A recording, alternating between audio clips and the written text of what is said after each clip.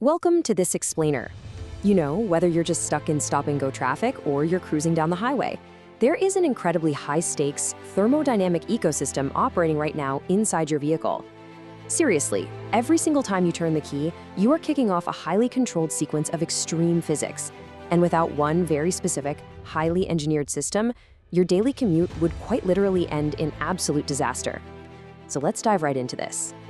2,000 degrees Celsius. Just wrap your head around that for a second. Deep inside your engine cylinders, burning fuel and air create this violently extreme environment that easily hits this temperature.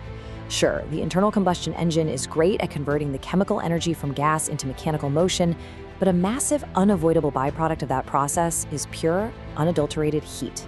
So the obvious question here, and it's a matter of absolute survival for your car, is how on earth does the engine not just melt into a glowing puddle?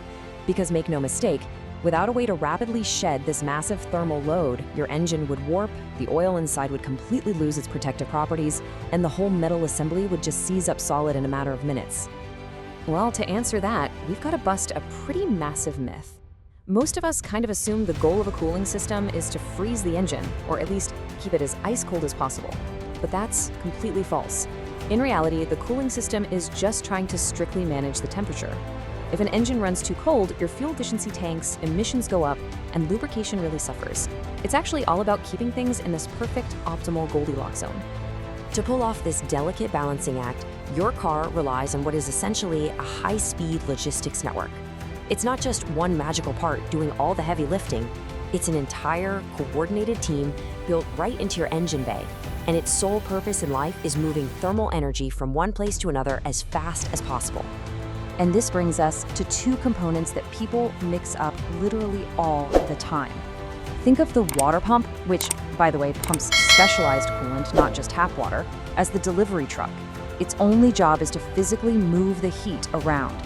The radiator, on the other hand, is the unloading station.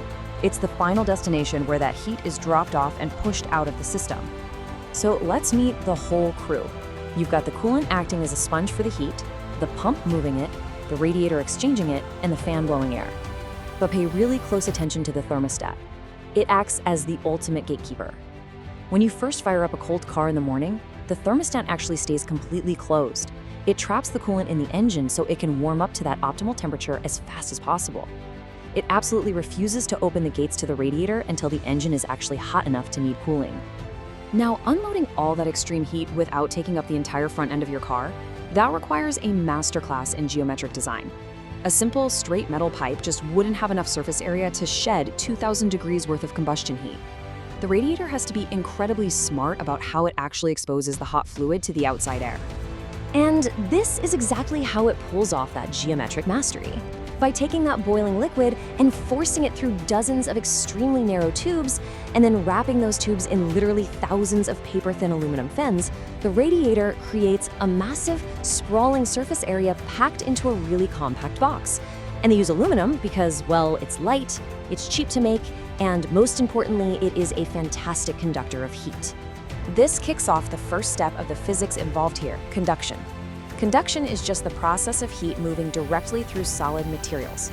So in your car, the dangerous engine-melting heat physically moves from the boiling coolant straight into the aluminum walls of those tiny tubes and then spreads out into all those attached fins.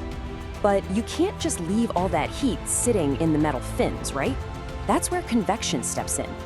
Cooler outside air sweeps through the front grille of your car, rushes over those thousands of hot aluminum fins, and literally strips the thermal energy right off the metal, carrying it away into the atmosphere. So the heat goes from the liquid to the metal to the air. To really visualize this, imagine tracking just one single brave drop of coolant on its endless high-speed loop. It starts deep inside the engine block, soaking up the intense heat of combustion. The pump shoves this boiling drop forward. If the engine is hot, the thermostat opens the gate, sending our drop into the radiator.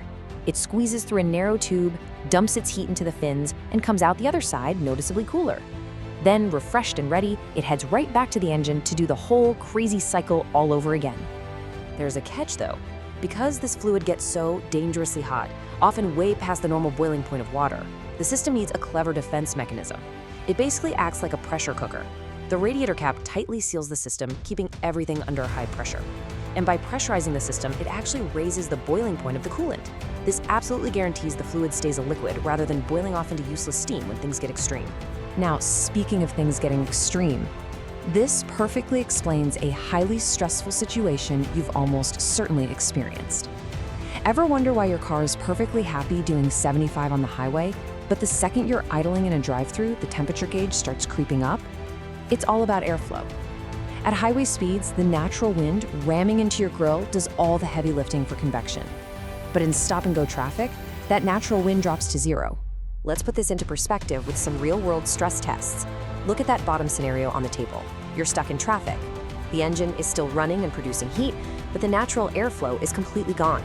This is exactly where your electric cooling fan becomes an absolute lifesaver. It switches on to artificially force air through those radiator fins.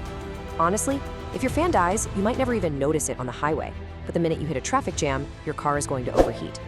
Of course, even a flawless water pump and a working fan won't save you if the unloading station itself is compromised. If those delicate aluminum fins on the outside get plastered with dead bugs, mud, or wet leaves, the air simply can't get through to strip the heat away.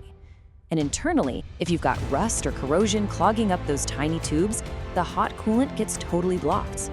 So what this all boils down to, no pun intended, is that we really need to change how we think about cooling. Radiators don't possess any sort of magical ability to destroy heat. They don't make things cold out of thin air. They are simply highly evolved heat transfer machines. They manage this constant energy transaction between the fiery explosions inside your engine and the cool air outside. It really is just a simple energy transaction. The radiator takes all that violent, chaotic energy of combustion and gives it a safe exit strategy. Your engine only survives because it is constantly, relentlessly pushing its 2,000-degree burden out into the world around it, drop by drop and fin by fin. Which brings us to a pretty wild thought to leave you with today. Next time you walk past the front grille of your car after a long, intense drive, just hold your hand near it. You can actually feel the heat radiating off the metal. If your radiator didn't destroy that heat but merely dumped it outside, well, you are literally driving a machine that warms the atmosphere with the invisible echoes of thousands of tiny contained explosions. Pretty crazy to think about, right? Thanks for joining me on this explainer, and as always, keep staying curious.